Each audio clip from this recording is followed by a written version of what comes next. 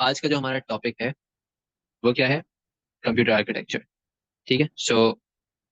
One human architecture. ठीक है। One human architecture के अंदर हमारे पास क्या होगा? हमारे पास एक आदमी था, that was sir John von Neumann. इन्होंने एक आइडिया निकाला। सही है, इनको एक बेसिकली आइडिया आया। ये आइडिया क्या था? इनको ये आइडिया आया कि भाई हम क्या करना शुरू कर दें, जो भी हमारे प्रोग्राम्स हम यूज कर रहे हैं उनको हम स्टोर करना शुरू कर दें। ठीक है, जो भी हमारे प्रोग्राम्स हम यूज करते हैं, एप्लीकेशन यूज करते हैं, उनको हम क्या करें?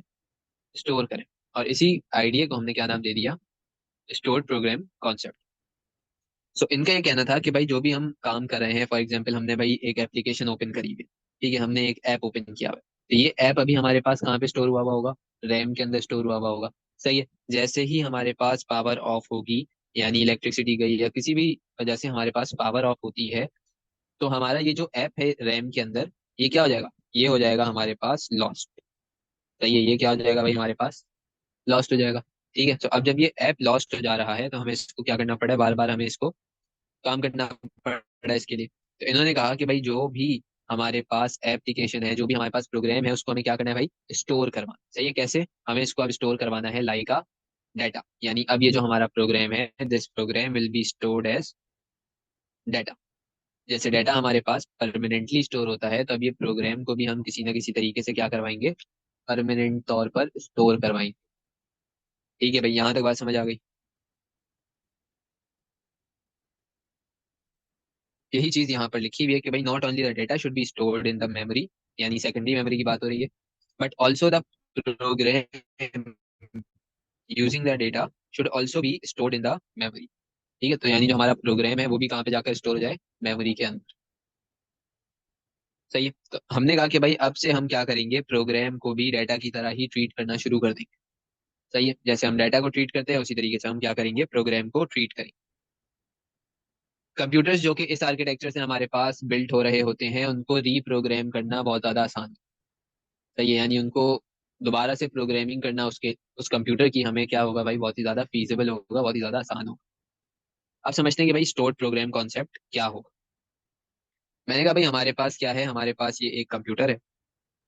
इस कंप्यूटर के अंदर, इस सीपीयू के अंदर हम जो भी काम कर रहे हैं वो काम हो रहा होगा एक प्रोग्राम के ऊपर। ठीक है, इस कंप्यूटर में हम जो भी काम कर रहे हैं वो काम कहाँ पर हो रहा होगा? इस प्रोग्राम के अंदर हो रहा होगा। ये प्रोग्राम अभी कहाँ पर स्टोर हुआ हुआ है भाई? हमारे पास टेम्पररी बेसिस पे स्टोर हुआ हुआ है हमारे प्राइमरी मेमोरी के अंदर, और वो प्राइमरी मेमोरी कौन सी है? रैम। ठीक है, रैम से हमने क्या किया भाई? इसको उठाकर भेज दिया कहाँ पर? परमानेंट स्टोरेज में, यानी सेकेंडरी मेमोरी में। ठीक है, हमने क्या किया भाई? रैम से उठाया, रैम से उठाकर इस प्रोग्राम को भेज दिया कहाँ पर? परमानेंट स्टोरेज स्पेस में, यानी हमारी सेकेंडरी मेमोरी। सेकेंडरी मेमोरी में मैंने कहा भाई हार्ड डिस्क में भेज दोगे या फिर एसएसडी में भेज दोगे। सही है। अब क्या हुआ भाई? अब हमने कहा कि भाई यहाँ से डाटा फिर मूव करेगा, यानी अब जो हमारा डाटा सेकेंडरी स्टोरेज में है वहां से अब डाटा मूव करेगा कहाँ पर? रजिस्टर के अंदर। सही है, वहां से डाटा कहाँ मूव करेगा? रजिस्टर्स के अंदर मूव करेगा। रजिस्टर क्या होगा भाई? रजिस्टर हमारे पास टेम्पररी मेमोरी होगी। सही है, तो ये हमने रजिस्टर में डाटा को क्यों मूव किया भाई? रजिस्टर में डाटा को मूव करने का मकसद सिर्फ एक ही है, और वो है क्या? To extract data. ठीक है भाई, रजिस्टर में मूव करने का क्या मकसद है भाई हमारा? To extract the data. ये है भाई हमारे पास स्टोर्ड प्रोग्राम कॉन्सेप्ट। कंप्यूटर में डाटा था, कंप्यूटर में जो भी हम काम कर रहे हैं वो काम हो रहा है किसी एक प्रोग्राम के ऊपर, वो प्रोग्राम स्टोर है प्राइमरी मेमोरी के अंदर। सही है, primary memory is a temporary memory, और प्राइमरी मेमोरी में टेम्पररी मेमोरी हमारे पास सिर्फ एक ही है, रैम। रोम हमारे पास नॉन वोलेटाइल परमानेंट मेमोरी है। रैम से हमने डाटा उठाकर भेज दिया है कहाँ पर? सेकेंडरी स्टोरेज के अंदर। अब जो भी मुझे डाटा चाहिए वो किसके थ्रू आएगा हमारे पास? एक टेम्पररी मेमोरी के थ्रू, जो कि क्या है? रजिस्टर। ठीक है, अब ये रजिस्टर के अंदर डाटा हमारे पास पूरे कंप्यूटर में मूव हो रहा होगा, ताकि ये डाटा क्या हो सके भाई? या ये प्रोग्राम क्या हो सके? एक्सट्रैक्ट हो सके। क्या ये बात समझ आ गई? ठीक है भाई, तो ये है हमारे पास स्टोर प्रोग्राम कॉन्सेप्ट की डिस्क्रिप्शन। ये 4 मार्क के लिए डिस्क्रिप्शन आती है हमारे पास। तो हमने कहा कि प्रोग्राम सबसे पहले स्टोर होगा कहाँ पर? सेकेंडरी स्टोरेज के अंदर। ठीक है, अब जो भी हमारा डाटा या इंस्ट्रक्शन है वो मूव करेगा टू द मेमोरी। ये कौन सी मेमोरी है? रैम। ठीक है, ये कौन सी मेमोरी है भाई? रैम है। फिर उसके बाद हमने कहा कि भाई जो भी हमारा डाटा और इंस्ट्रक्शन है उसको हमने कहाँ पे स्टोर करना है? सेम मेमोरी के अंदर, और ये मेमोरी कौन सी है? रैम। ठीक है, ये मेमोरी कौन सी है भाई? रैम। डेटा और इंस्ट्रक्शंस हमने क्या किया भाई, लोड कर दिए रजिस्टर के अंदर, ताकि ये क्या हो जाए, एग्जीक्यूट हो जाए और फैच हो जाए। ये पहले फैच होगा फिर एग्जीक्यूट हो जाएगा, वन एट अ टाइम, यानी एक एक करके होगा। सही है, एक एक करके, एक इंस्ट्रक्शन एक वक्त में हमारे पास फैच होगी, फिर उसके बाद एग्जीक्यूट होगी, फिर दूसरी होगी, फिर तीसरी होगी, एंड सो।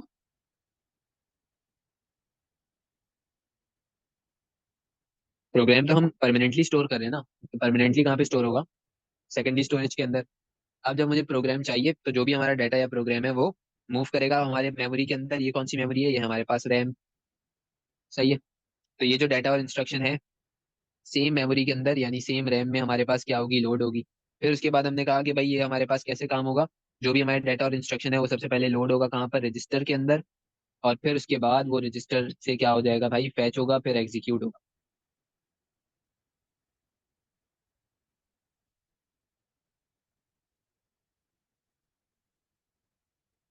यस।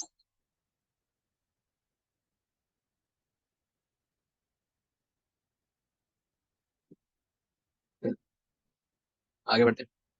तो ये था भाई हमारा स्टोर प्रोग्राम कॉन्सेप्ट और 4 मार्क्स। यहाँ तक ही मसला।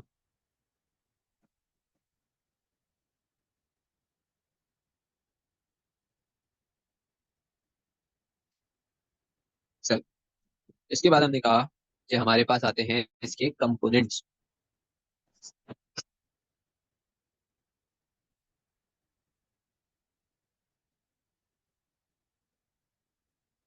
चलो भाई, so component of von Neumann architectures. सही है, components of von Neumann architecture, कि भाई वॉन न्यूमन आर्किटेक्चर के अंदर हमारे पास कौन कौन से कंपोनेंट्स यूज हो रहे हैं। तो हमारे पास total 4 components von Neumann architecture में यूज हो रहे होंगे। पहला है हमारा मेमोरी यूनिट, दूसरा है हमारा कंट्रोल यूनिट, तीसरा है हमारा अर्थमेटिक लॉजिक यूनिट, और चौथा है भाई हमारे पास इमीडिएट एक्सेस स्टोर। एक एक करके इन सारे कंपोनेंट्स के बारे में हम पढ़ेंगे, लेकिन these are the 4 main components जो कि हमारे पास वॉन न्यूमन आर्किटेक्चर में यूज हो रहे हैं। ठीक है, before going to these topics या इन कंपोनेंट्स की तरफ, हमें सबसे पहले देखना है भाई बसेस। बसेस हमारे पास क्या होती है भाई, टोटल 4 टाइप की बसेस। कौन कौन सी, सिस्टम बस, डेटा बस, एड्रेस बस और कंट्रोल बस। ठीक है, 4 बसेस हैं। कौन कौन सी बसेस हैं भाई, एक है सिस्टम बस, फिर आता है डेटा बस, फिर आता है एड्रेस बस, फिर आता है कंट्रोल बस। बसेस हमारे पास होते किस काम के लिए भाई, बसेस हमारे पास एक पाथवे होता है, एक रास्ता होता है जिससे हमारा जो डेटा या इंस्ट्रक्शन है वो क्या कर रही हो, ट्रांसमिट कर रही हो। ठीक है, so buses are the pathway for transmit the data and instruction. ठीक है, मैंने कहा भाई मुझे डाटा सेंड करना है from this point two this point. अब ये डाटा जाएगा कैसे भाई, ये डाटा जाएगा थ्रू बस। सही है, जैसे हमने कहा भाई मुझे यहाँ से इस पर्टिकुलर एरिया से मुझे जाना है भाई इस एरिया के अंदर, तो मैं क्या कर रहा हूँ भाई, मैं यहाँ से चला गया बस के थ्रू। ठीक है, सिमिलरली हमारे पास जो डाटा इस पॉइंट पे मौजूद है, वो डाटा यहाँ से दूसरे पॉइंट तक कैसे आ रहा है, यूजिंग बस। अब वो डिपेंड करता है कि भाई वो कौन से टाइप का डाटा है। जिस टाइप का डाटा होगा उस टाइप की बस में आएगा। सही है, या जिस टाइप की इंस्ट्रक्शन होगी वो उस टाइप की बस में आएगी। क्या यहाँ तक बात समझ आ गई।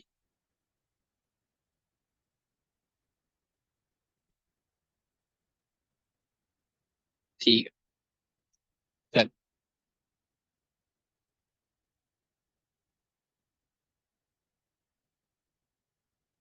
चलो भाई, सो अगली चीज है हमारे पास एड्रेस बस। पहली चीज क्या है भाई हमारे पास, एड्रेस बस। एड्रेस बस हमारे पास एक यूनी डायरेक्शनल बस होती है, यानी वन वे बस होगी। ठीक है, यूनी डायरेक्शनल का क्या मतलब हुआ भाई, यूनी डायरेक्शनल का मतलब हुआ वन वे बस।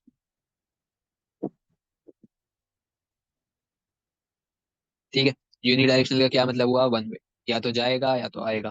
ठीक है, ये वाली चीज यहाँ पर यूज हो रही होती है कि भाई जो भी हमारा एड्रेस है, ठीक है, एड्रेस बस क्या करेगा भाई, सिग्नल कैरी करेगा जो कि एड्रेस के रिलेटेड होंगे। सही है, जैसे कोई मेमोरी एड्रेस हो गया। ठीक है, इस टाइप के सिग्नल्स को कैरी करेगा। ठीक है, सो यहाँ पर हमारे पास एड्रेस बस क्या करता है भाई, एड्रेस बस हमारे पास सिग्नल्स रिलेटिंग टू एड्रेसेस, यानी बेसिकली एड्रेस को कैरी करेगा बिटवीन प्रोसेसर एंड मेमोरी। यानी मेमोरी ने एड्रेस भेजा प्रोसेसर को, प्रोसेसर ने एड्रेस भेजा मेमोरी को, ये वाले काम किसके थ्रू होंगे, ये बसेस यूज होंगी यहाँ पे, कौन सी, address bus, to send and receive these signals.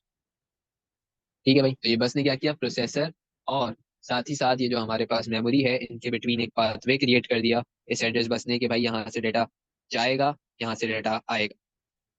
सही है भाई, यहाँ तक बात समझ आ गई। तो एड्रेस बस क्या करेगा भाई, सिर्फ और सिर्फ एड्रेस को कैरी करेगा। कंट्रोल बस, कंट्रोल बस हमारे पास यूनी डायरेक्शनल भी हो सकती है, बाई डायरेक्शनल भी हो सकती है। यानी ये यूनी डायरेक्शनल का मतलब अभी हमने क्या पढ़ा, वन वे। ये वन वे बस भी हो सकती है, और ये क्या हो सकती है भाई, टू वे बस भी हो सकती है।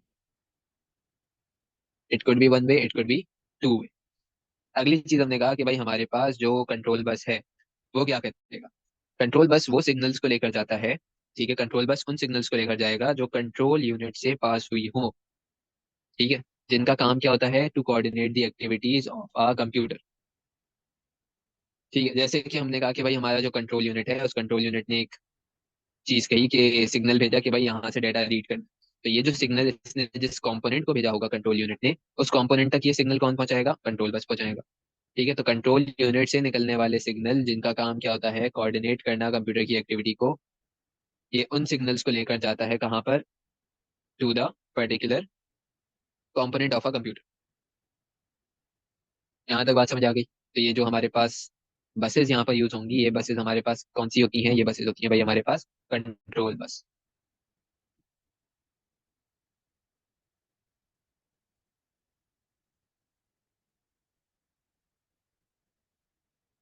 कंट्रोल बस जो है ना, देखो, कंट्रोल यूनिट ने किसी भी एक कंपोनेंट को, फॉर एग्जांपल प्रोसेसर को बोला कि भाई ये चीज रीड करो। ठीक है, तो ये बात जो इसने प्रोसेसर को बोली है, ये जाएगी कैसे, व्हाट्सएप नहीं है भाई इसके पास, तो ये जाएगी कैसे, ये जाएगी कंट्रोल बस के थ्रू। ठीक है, ये जो ऑर्डर इसने किया है, ये जो चीज इसने बोली है कंट्रोल यूनिट ने प्रोसेसर को करने के लिए, तो ये बात जाएगी कैसे प्रोसेसर तक, यूजिंग दी कंट्रोल बस।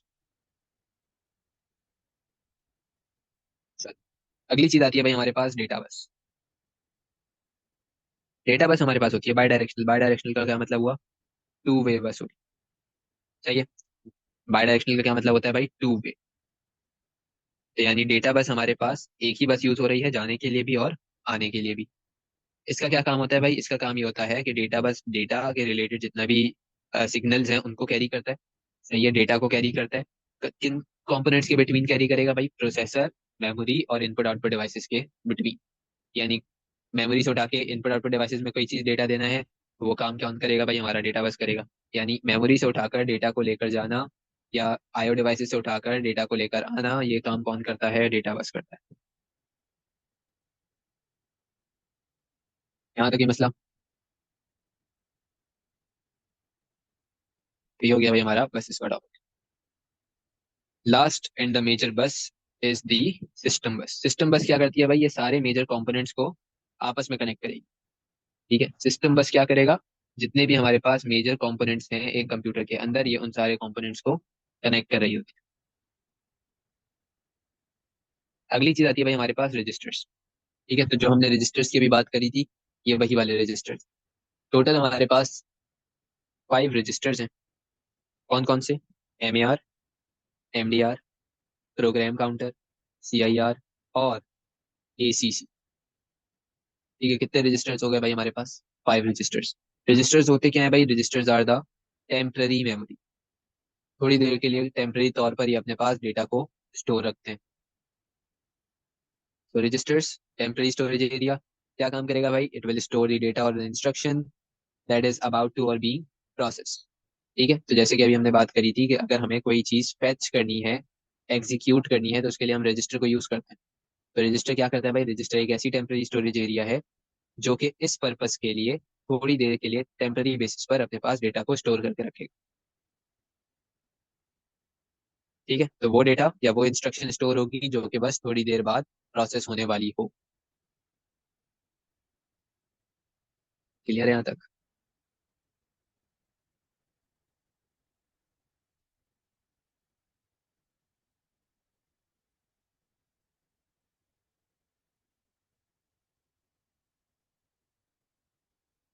चलो,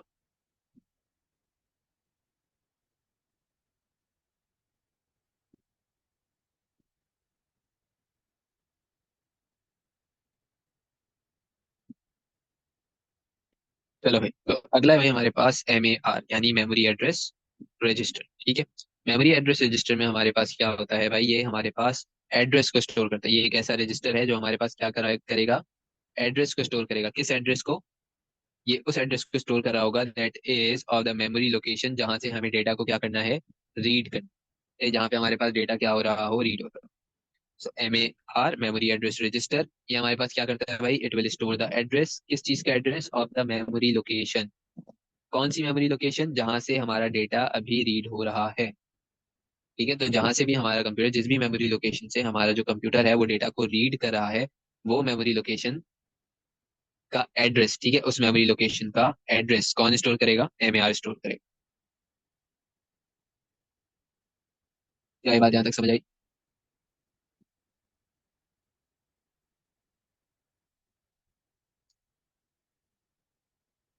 सो फॉर एग्जाम्पल मैंने कहा भाई ये हमारे पास क्या है, डेटा है that is currently being read.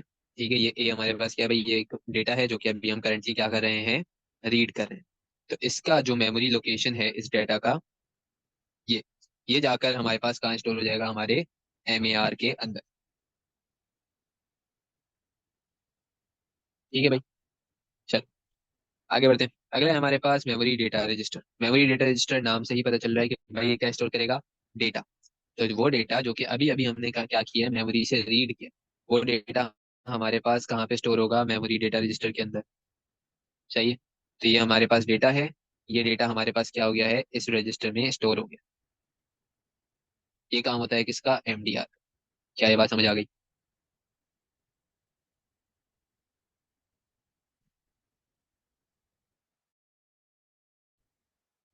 अगला है हमारे पास current instruction register. Current instruction register का एक और नाम है दैट इज CIR, ठीक है, शॉर्ट फॉर्म में। हाँ, ठीक है, so current instruction register short form में क्या बोलते हैं भाई, CIR। इसका क्या काम होता है भाई, ये हमारे पास स्टोर कर रही होगी करंट इंस्ट्रक्शन। ठीक है, ये क्या कर रहा होगा भाई, हमारे पास करंट इंस्ट्रक्शन को स्टोर करेगा, जो कि हमारे पास करंटली क्या हो रहा हो, डिकोड हो रहा हो या फिर एग्जीक्यूट हो रहा हो। ठीक है, ये उस इंस्ट्रक्शन को स्टोर करेगा अपने पास, जो कि अभी क्या हो रहा है, या तो एग्जीक्यूट हो रहा है या तो डिकोड हो रहा है। सही, यानी वो इंस्ट्रक्शन जिसके ऊपर प्रोसेसिंग चल रही है। अगली चीज आती है भाई हमारे पास program counter, known as PC। Program counter का क्या काम होगा भाई, ये हमारे पास एड्रेस को स्टोर करेगा। ठीक है, किसको स्टोर करेगा भाई, this will store the address, जहां से हमें अगली इंस्ट्रक्शन को क्या करना है भाई, रीड करना है। सही है, जहां से हमें क्या करना है, अगली इंस्ट्रक्शन को रीड करना है। क्या ये बात समझ आ गई?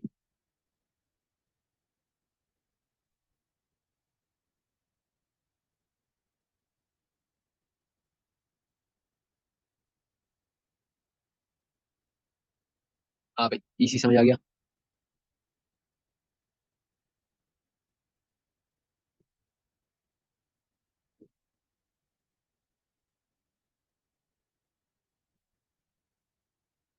चल अगली चीज पर आते हैं। अगला है भाई हमारे पास accumulator. Accumulator is also known as ACC। ठीक है, शॉर्ट फॉर्म में क्या बोलते हैं भाई, ACC। It stores the value before and after calculation. सही है, यानी कैलकुलेशन होने से पहले जो हमारे पास वैल्यू है वो भी कौन स्टोर करेगा, हमारा एक्यूमुलेटर। कैलकुलेशन होने के बाद भी जो हमारी वैल्यू है वो भी कौन स्टोर करेगा, हमारा एक्यूमुलेटर। हाँ,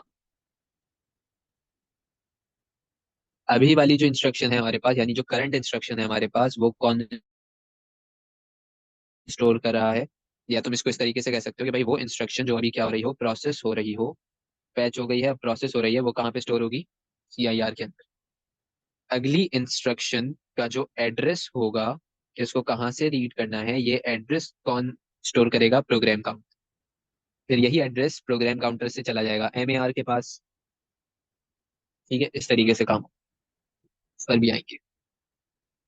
सो एक्यूमुलेटर क्या काम करता है भाई, ये हमारे पास वो वैल्यू को स्टोर करेगा जो कि अभी हमारे पास क्या हो रही है, कैलकुलेट हो चुकी है या फिर कैलकुलेट होने वाली है।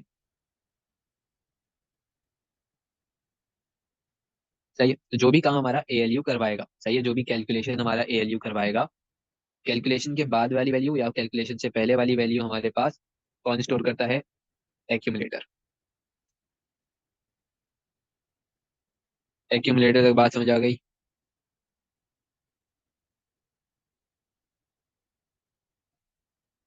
चल, तो ये तो हमारे पास क्या हो गया भाई, ये हमारे पास हो गए हमारे 6 रजिस्टर्स। ठीक है, सारे रजिस्टर को एक एक दफा देख लेना भाई। एम ए आर क्या काम करेगा भाई, ये एड्रेस को स्टोर करेगा जहां से हमें डाटा रीड करना है। MDR ये डाटा को स्टोर करेगा जिसका एड्रेस MAR में स्टोर हुआ है, प्रोग्राम काउंटर। ये हमारे पास एड्रेस को स्टोर करेगा जो कि हमारी अगली इंस्ट्रक्शन है जिसको हमें रीड करना है। CIR क्या करेगा, करंट इंस्ट्रक्शन को स्टोर करेगा अपने पास जो कि अभी प्रोसेसिंग में है। एक्यूमुलेटर क्या करेगा, जो भी ALU ने काम वाम करवाया है वो काम होने के बाद जो भी वैल्यू है वो कहाँ पे स्टोर होगी, एक्यूमुलेटर में, या काम होने से पहले जो वैल्यू स्टोर होगी ALU में, काम होने से पहले जो वैल्यू स्टोर होगी वो कहाँ होगी, एक्यूमुलेटर में। These were the 5 registers.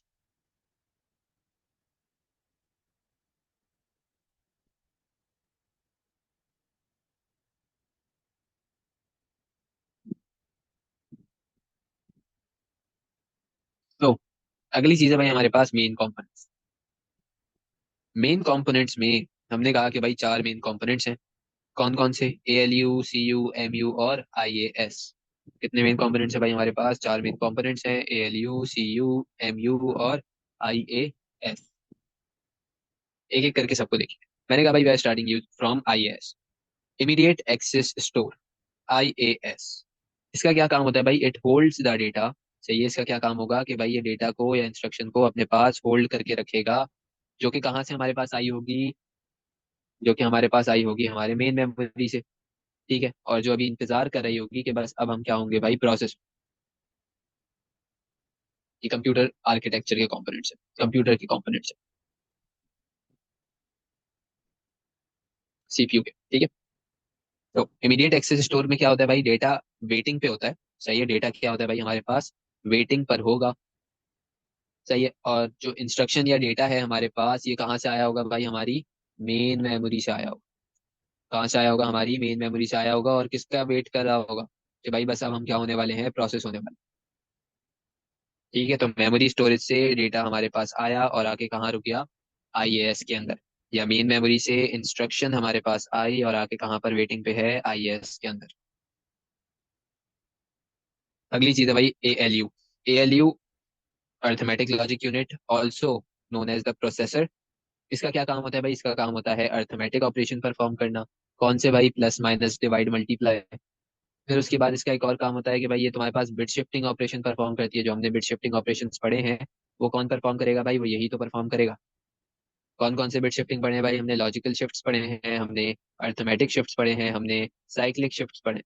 तो ये कौन परफॉर्म करता है भाई, ALU परफॉर्म करता है, हमारा प्रोसेसर परफॉर्म करेगा।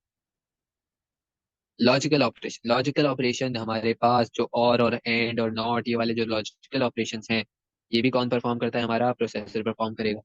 फॉर एग्जाम्पल मैंने कहा भाई ये हमारे पास कंडीशन है और ये मेरे पास कंडीशन है, तो ये इस टाइप की चीजें कौन परफॉर्म करेगा, हमारा प्रोसेसर, ALU। ठीक है भाई, ये एक रजिस्टर को यूज करेगा और वो रजिस्टर कौन सा है, एक्यूमुलेटर। क्या ये बात समझ आ गई।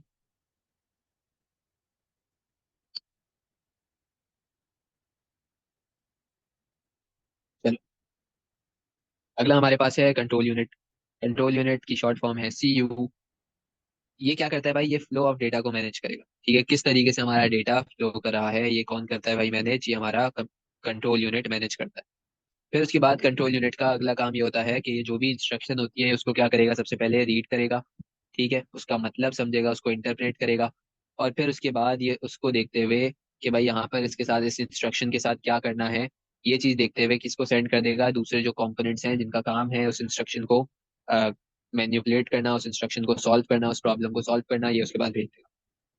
सही है, तो इसका क्या काम होता है भाई, जो भी इंस्ट्रक्शन है उसको रीड करेगा, फिर उसको समझेगा कि भाई उसमें क्या करना है, और फिर उसके बाद जिस भी कंपोनेंट का काम है उसके पास ये इंस्ट्रक्शन चली जाएगी। ठीक है, इसका काम क्या होता है कि भाई जो भी हमारे पास कंप्यूटर के अंदर एक्टिविटीज चल रही हैं उससे कोऑर्डिनेट करता है। सही है, जो भी हमारे पास कंप्यूटर के अंदर एक्टिविटीज हो रही हैं ये उसको क्या करेगा, कोऑर्डिनेट करेगा। और फिर उसके बाद हमने कहा भाई ये हमारे पास 2 रजिस्टर्स को यूज करता है, और ये 2 रजिस्टर्स कौन कौन से हैं, CIR और प्रोग्राम काउंटर। ये एक बस को यूज करेगा और उस बस का क्या नाम है भाई, कंट्रोल बस।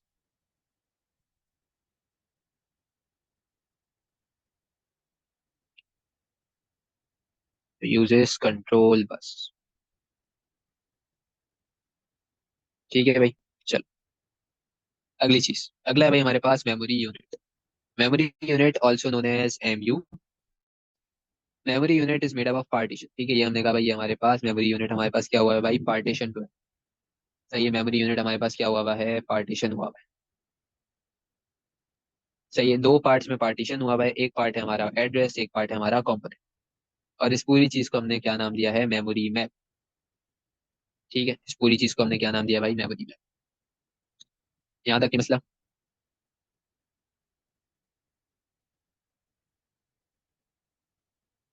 एमयू का क्या काम होगा भाई, एमयू हमारे पास मेमोरी यूनिट कहलाता है। सही है।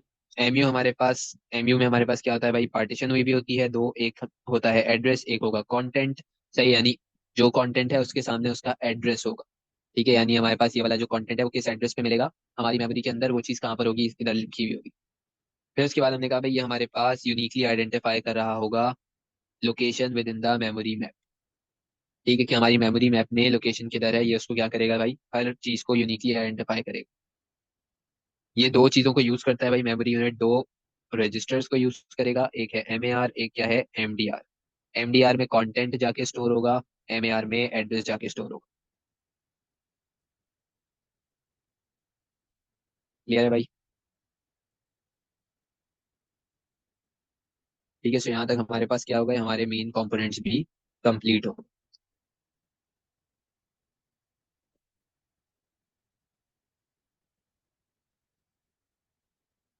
We are done with the main components. अगली चीज के ऊपर आते हैं। अगला हमने कहा भाई हमारे पास क्या है, fetch decode execute cycle. Fetch decode execute cycle में देखो भाई तुम्हारे पास क्या होगा, ये थोड़ा सा लंबा टॉपिक है हमारा। फैच डिकोड एग्जीक्यूट साइकिल के अंदर सबसे पहले तुम्हारे पास क्या होगा, सबसे पहले हमने कहा कि तुम्हारा जो इंस्ट्रक्शन का एड्रेस है वो कहाँ पर होगा, प्रोग्राम काउंटर के अंदर। सही है, तो जो भी तुम्हारा प्रोग्राम काउंटर है इसके अंदर क्या चीज अवेलेबल होगी, address of the instruction that is to be fetch, या address of the data that is to be fetched. यहाँ से ये एड्रेस जाएगा एम ए आर के पास। ठीक है, यहाँ से ये एड्रेस जाएगा किसके पास भाई, एम ए आर के पास। अब जब ये एड्रेस तुम्हारे पास चला गया कहाँ पर, एम ए आर के पास, तो होगा क्या, उस एड्रेस पर जो भी डेटा है वो कहाँ आ जाएगा, एम डी आर। ठीक है, उस एड्रेस का जो भी डेटा है वो कहाँ पर आ जाएगा, एमडीआर के अंदर। एमडीआर से ये डेटा चला जाएगा कहाँ पर, सीआईआर के पास। ठीक है, एमडीआर से ये डेटा कहाँ चला जाएगा भाई, सीआईआर के पास। अच्छा, यहाँ पर इसको अपने पास सही कर रहा हूँ, दिस इज सी यू।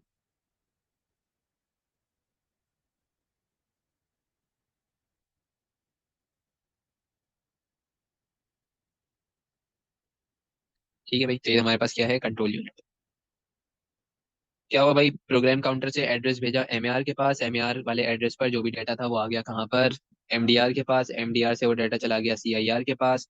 अगर इस डेटा के ऊपर या इस इंस्ट्रक्शन के ऊपर कोई भी चीज तुमने अप्लाई करनी है, यानी लॉजिकल बिट शिफ्टिंग या फिर तुम्हारे पास अर्थमेटिक ऑपरेशन, तो ये डेटा कहाँ चला जाएगा, एएलयू के पास। और एएलयू वो सारे काम परफॉर्म करके उसको स्टोर कहाँ कर देगा, एक्यूमुलेटर के अंदर। फिर उसके बाद हमारे पास प्रोग्राम काउंटर क्या होगा, इंक्रीमेंट हो जाएगा by one. Increment by one का क्या मतलब हुआ, इंक्रीमेंट बाय वन का मतलब ये हुआ कि भाई आईएएस से उठकर अगली चीज हमारे पास आ जाएगी पीसी। ठीक है, अगला एड्रेस हमारे पास कहाँ आ जाएगा, पीसी के। यहाँ तक बात समझ आ गई। तो हमने कहा कि भाई सबसे पहले क्या हो रहा है, प्रोग्राम काउंटर के अंदर डेटा है, एड्रेस रखा हुआ है प्रोग्राम काउंटर में, जो भी हमारे पास प्रोग्राम काउंटर के अंदर एड्रेस है वो चला गया कहाँ पर, एमएआर के पास। एमएआर वाले एड्रेस पर जो भी हमारा डेटा है वो डेटा कहाँ पर आ जाएगा, एमडीआर के अंदर। एमडीआर से वो चीज हमने भेज दी किधर, सीआईआर के अंदर। और फिर यहाँ से क्या होगी, उस वाले ऑब्जेक्ट की इंस्ट्रक्शन की डिकोडिंग और एग्जीक्यूशन। ठीक है, अब क्या होगा भाई, उस ऑब्जेक्ट की डिकोडिंग और एग्जीक्यूशन। प्रोग्राम काउंटर को हम इंक्रीमेंट कर देंगे by one. Program counter increment by one का क्या मतलब है कि भाई अब अगला एड्रेस हमारे पास कहाँ आ जाएगा, प्रोग्राम काउंटर के अंदर। Yes, you have to learn.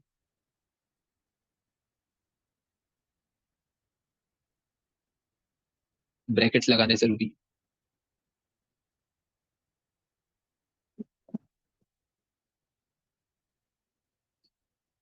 Double brackets यहाँ पे तुम्हें डिनोट करेंगे, अभी इसके ऊपर आते हैं। ब्रैकेट ये डिनोट करा है एड्रेस, कि भाई इसके अंदर तुम्हारे पास क्या है, एड्रेस। ये एड्रेस गया एमएआर के अंदर। ठीक है, ये डबल ब्रैकेट्स तुम्हारे पास डिनोट कर रहे हैं कि यहाँ पर तुम्हारे पास क्या है, डेटा है इसका, इस एड्रेस के अंदर जो डेटा है वो जाएगा कहाँ पर, एमटीआर। नया एड्रेस तुम्हारे पास आ गया कहाँ पर, प्रोग्राम काउंटर के अंदर। एमडीआर वाला डेटा चला गया सीआईआर के अंदर। और वहां से फिर वो चीज डिकोड और एग्जीक्यूट हो गई। ये चीज कहलाती है तुम्हारे पास फेच एग्जीक्यूट साइकिल। इसको पढ़ लेते हैं। प्रोग्राम काउंटर के अंदर तुम्हारे पास क्या होगा भाई, एड्रेस होगा of next instruction that is to be fetched. जिसको फेच करना है उसकी इंस्ट्रक्शन कहाँ पर होगी, प्रोग्राम काउंटर में। Address stored in program counter चला गया कहाँ पर, एमएआर के अंदर। Instruction is copied from memory and placed in the MDR. सही है, मेमोरी लोकेशन वही है जो कहाँ पे स्टोर हुआ हुआ है भाई, एमएआर के अंदर स्टोर हुआ हुआ है। ठीक है, so instruction is copied from the memory location in MAR, यानी एमएआर में जो मेमोरी लोकेशन एड्रेस है वहां से इंस्ट्रक्शन को कॉपी करके कहाँ पे डाल दिया भाई हमने, एमडीआर के अंदर। ठीक है, डेटा को डाला है, एड्रेस को नहीं डाला। Whole instruction is copied then to CIR. Program counter की वैल्यू को क्या कर दिया है, इंक्रीमेंट कर दिया है। सही है। New address is placed in MAR. ठीक है, यानी अब जो नया एड्रेस पीसी में आया है वो क्या हो जाएगा भाई, प्लेस हो जाएगा कहाँ पर, एमएआर के अंदर।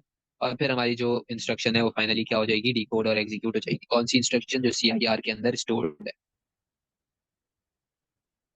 यहाँ पे बात समझ आ गई।